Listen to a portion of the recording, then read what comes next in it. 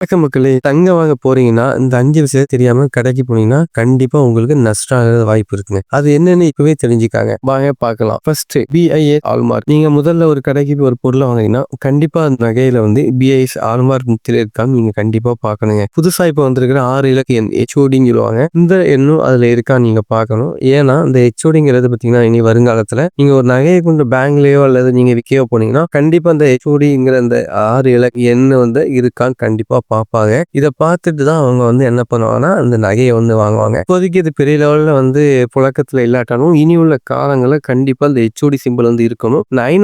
916ங்கிறது நகையோட purity. இந்த HODங்கிறது நீங்க வாங்குனதுக்குள்ள அடையாளம். அதாவது இந்த நகைய வந்து நீங்க இந்த கடையில தான் வாங்குனீங்க. இதுக்கு வந்து நீங்க டாக்ஸ் கட்டி வாங்குனீங்க அப்படிங்கிற மாரி ஒரு சிம்பல். இந்த சிம்பல் வந்து வருங்காலத்துல வந்து கண்டிப்பா எல்லா இடத்துலயும் கேட்பாங்க. பேங்க் அது மத்த எல்லாமே நீங்க அடகு வைக்க போனாலும், எங்க போனாலும் இந்த மாரி கேட்பாங்க. கண்டிப்பா அதனால அத செக் பண்ணி நீங்க வாங்குங்க. செகண்ட் பாயிண்ட் 2வது செய்கூலி மற்றும் சேதாரம். டிசைனை ஏத்த மாதிரி மாறுபடும். பில் போடுறதுக்கு முன்னாடி இந்த டிசைனுக்கு எவ்வளவு சேதாரம் அப்படின்னு விசாரிச்சுட்டு வாங்க. ஏன்னா ஒவ்வொரு மாடலுக்கும் ஒவ்வொரு மாதிரி போடுவாங்க. ஸோ நீங்க வாங்கினதுக்கு அப்புறம் கூட பெர்சன்டேஜ் போட்டா உங்களுக்கு அதுல நஷ்டம் வர வாய்ப்பு இருக்கு. அதனால ஒன் டைம் விசாரிச்சுக்காங்க. இந்த மாதிரி எந்தெந்த செயினுக்கு என்னென்ன சேதாரம் வரும் அப்படின்னு உங்களுக்கு டவுட் இருக்குன்னா எந்தெந்த மாடலுக்கு நீங்க கமெண்ட் பண்ணுங்க. அதுக்கு நான் தனியா ஒரு வீடியோ போடுறேன். பாயிண்ட் 3ங்க 3வது பார்த்தீங்கன்னா ரொம்ப முக்கியமான விஷயங்க. கல் வச்ச நகையை வாங்குறத மொத்தம் எடையில இருந்து கல்லோட எடையை கழிச்சிட்டு நெட் வெயிட் தங்கமா வாங்கினாதான் உங்களுக்கு ஆகும். ஏன்னா இப்ப இருக்கிற தங்க விலைக்கு நீங்க கல் விலையும் கொடுத்து வாங்கினீங்கன்னா அதோட முட்டாள்தனம் எதுவுமே இருக்காது. ஸோ நீங்க ஒரு கல் வச்ச நகையை வாங்குறது முதல்ல அவாய்ட் பண்ணிருங்க. ஒருவேளை உங்களுக்கு அந்த மாடல் தான் பிடிச்சிருக்கு, எனக்கு தான் வேணும் அப்படின்னா அந்த கல்லோட எடையை குறைப்பாங்கன்னு கேட்டுவாங்க.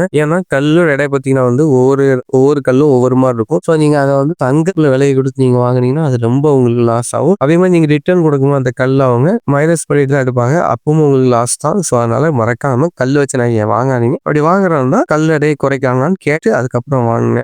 4வது பாயிண்ட் பார்த்தீங்கன்னா எக்ஸ்சேஞ்ச் பாலிசி. இந்த நகையை திருப்பி கொடுத்தா வேற நகை வாங்கினா எவ்வளவு பிடிப்பீங்க, காசா மாத்தினா எவ்வளவு குறைப்பாங்கன்னு முன்கூட்டியே கேட்டுக்காங்க. இது ரொம்ப ஏன்னா நிறைய கடையில ஃபர்ஸ்ட் ஒரு மாதிரி பேசுவாங்க, செகண்டா போய் கொடுக்கும்போது வேற மாதிரி பேசுவாங்க. இதெல்லாம் அவங்க வந்து எடுப்பீங்களா ரிட்டர்ன் பண்ண வாங்குவீங்களா அப்படின்லாம் கேட்டுட்டு நீங்க வாங்குறது ரொம்ப பெஸ்ட். ஏன்னா நம்ம அந்த கடையிலயே அவங்க அந்த நகையை எடுக்கலாம், வேற எந்த கடை போனாலும் ரொம்ப கஷ்டம். அவங்க வேற மாதிரி கேள்வி எல்லாம் கேட்பாங்க. ஸோ அதனால வந்து நீங்க எக்ஸ்சேஞ்ச் பாலிசி இருக்கா அப்படின்னு கேட்டு நீங்க நகை வாங்குறது ரொம்ப முக்கியங்க.